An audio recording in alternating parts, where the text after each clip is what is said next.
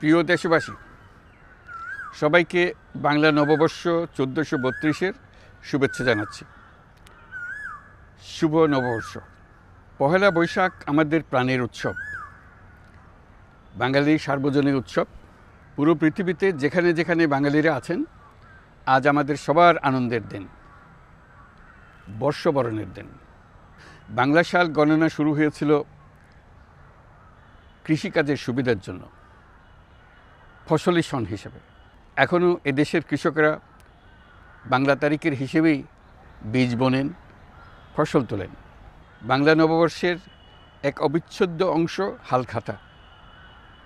এখনকার আধুনিক সময়েও এখনও এই হালখাতার ঐতিহ্যকে ধরে রেখেছেন বাংলাদেশের হাটে বাজারে, শহরে বন্দরে।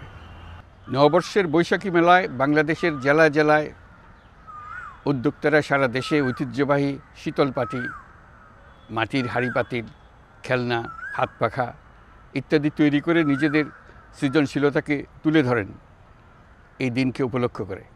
বাংলাদেশের সংস্কৃতি ও ঐতিহ্য রক্ষায় এবং একে এগিয়ে নিয়ে যেতে আমাদের সবাইকে সক্রিয় ভূমিকা রাখার জন্য অনুরোধ জানাচ্ছি। আমাদের এইসব ঐতিহ্য যেন আমাদের নিজেদের মধ্যে সীমাবদ্ধ না থাকে, আমাদের সংস্কৃতি যেন আমরা ছড়িয়ে দিতে পারি বিশ্বের দরবারে। বছরের এই দিনটিতেই আমরা সুযোগ পাই আমাদের সুদীর্ঘ ঐতিহ্যকে নতুনভাবে নতুন প্রজন্মের কাছে উৎসবমুখর পরিবেশে তুলে ধরতে এবং পৃথিবীর সামনে তুলে ধরতে। পাহাড় ও সমতলের বিভিন্ন জাতিগোষ্ঠীও চৈত্র সংক্রান্তি ও নববর্ষে এবার বড় পরিসরে উৎসব উদযাপন করছে। পহেলা বৈশাখ সম্প্রীতির দিন, মহামিলনের দিন, আজ সবাইকে আপন করে নেওয়ার দিন। এবারের নববর্ষ নতুন বাংলাদেশের প্রথম নববর্ষ। আসুন আমরা বিগত বছরগুলোর গ্লানি, দুঃখ, বেদনা, অসুন্দর ও অশুভকে ভুলে গিয়ে নতুন প্রত্যয়ে, নতুন উদ্যমে সামনের দিকে এগিয়ে চলি। চলুন নতুন বাংলাদেশ গড়ে তুলি।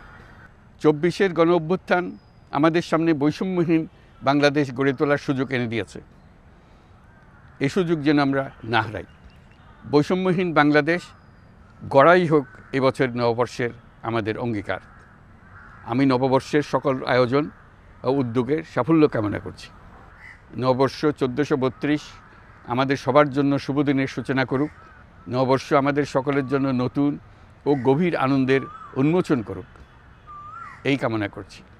সবাইকে আবারও আমার নববর্ষের শুভেচ্ছা ও সালাম জানাচ্ছি। আসসালামু আলাইকুম। মহান আল্লাহ আমাদের সহায় হন। আল্লাহ হাফিজ।